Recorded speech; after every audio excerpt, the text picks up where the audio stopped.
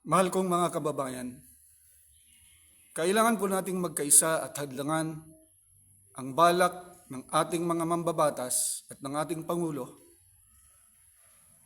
na amindahan ang economic provisions ng ating 1987 Constitution, kung saan binibigyan nila ng karapatan ang mga global corporations o mga foreign investors na bumili ng mga lupain dito sa ating bayan.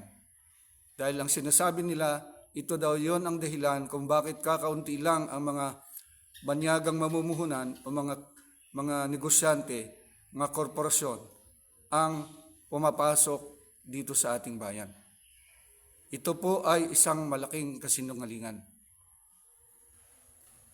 Ikalawa, gusto nilang bigyan ng 100% ownership right ang mga foreign investors dito sa ating bayan sa larangan ng public service, education, at advertising. Isa-isahin natin ito. Ano ang implikasyon nito sa ating ekonomiya, sa ating gobyerno, sa ating buhay, sa ating kalusugan, sa ating kalayaan, at maging sa ating pananampalataya. Una, kapag pinayagan natin na makapamili ng mga lupain dito ang mga banyagang mamumuhunan, itong mga globalist corporations, nakasapi sa World Economic Forum na siyang nagtutulak ng New World Order agenda sa buong mundo. Kapag sila ay nakapamilya ng mga lupain, ano ang magiging posibleng implikasyon nito?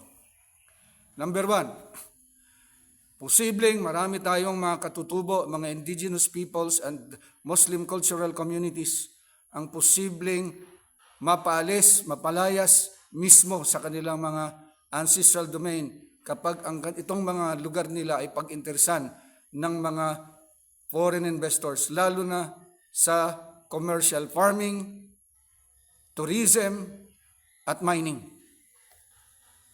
Yan ang isa sa posibleng mangyari dahil nangyayari yan ngayon at lalala pa yan. Pangalawa, lalong masisira ang ating kalikasan.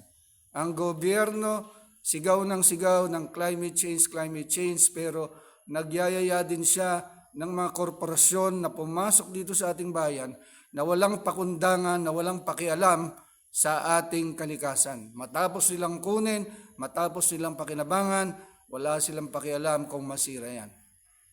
Pangatlo, kapag sila ay nakapamili ng mga lupain dito,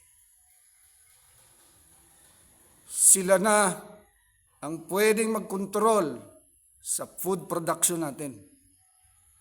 Gaya ng ginagawa ni Bill Gates ngayon sa Amerika. Siya ang may pinakamalaking pagmamayari ng mga farmlands doon. Dito posibleng mangyari yan. In fact, nagpunta na siya dito sa Phil Rice Institute upang isulong ang kanyang genetically modified golden rice. Pag sila ay nakapamili rito ng lupain, sila na ang magkukontrol sa food production natin at ang pagkain, ang mga pananim na kanilang gagamitin, ang mga binhi na kanilang gagamitin ay mga genetically modified organism o GMOs na napatunayang marami itong idinidulot na masamang epekto sa ating kalusugan. Kapag sila'y nabigyan o kapag naamindahan ng tuluyan itong ating 1987 Constitution, partikular ang economic provisions, sila ay bibigyan ng karapatan ng 100% ownership sa lahat ng negosyong kanilang papasukin o papasukan sa larangan ng public service. Sa totoo lang, meron na tayong batas. Actually, meron ng batas na inaprubahan o ipinasa ang Kongreso at Senado noong 2022. Wala tayong kamalay-malay, walang nag-oppose.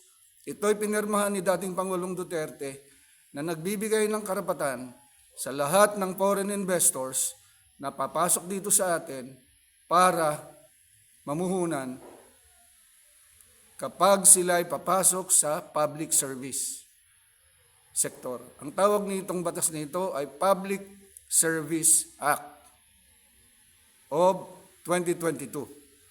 Ibig sabihin, sa klaw nito, pwede na silang magmamay-ari, 100% ownership, pag pumasok sila sa kuryente.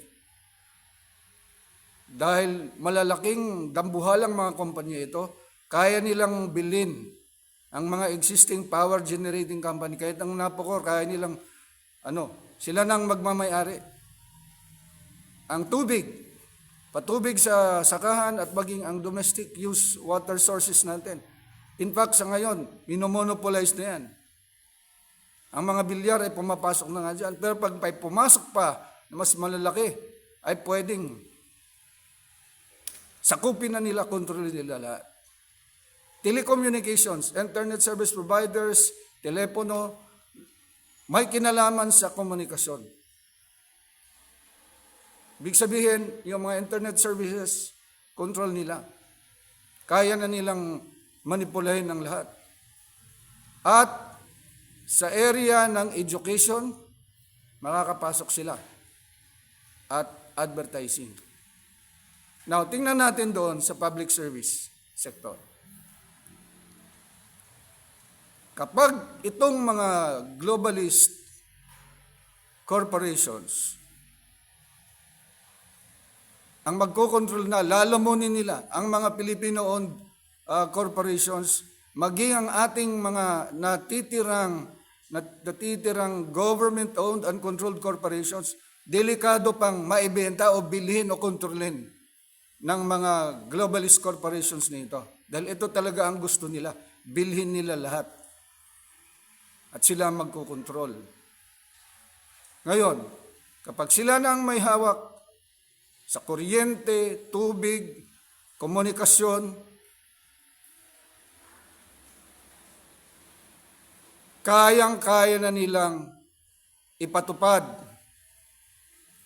ang matagal na nilang gustong gawin na one world cashless digital economy. Matagal na nila itong balak. Na tayo, alam natin, darating ang panahon na ang sino mang walang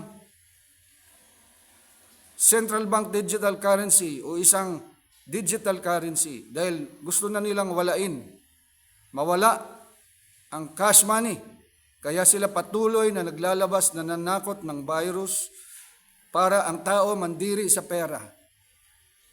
At ang tao mapilitan dumepende sa internet transactions. Ang purpose nito, para mapabilis ang implementasyon ng kanilang one world cashless economy. At dahan-dahan ang nangyayari, mabilis na nangyayari ngayon.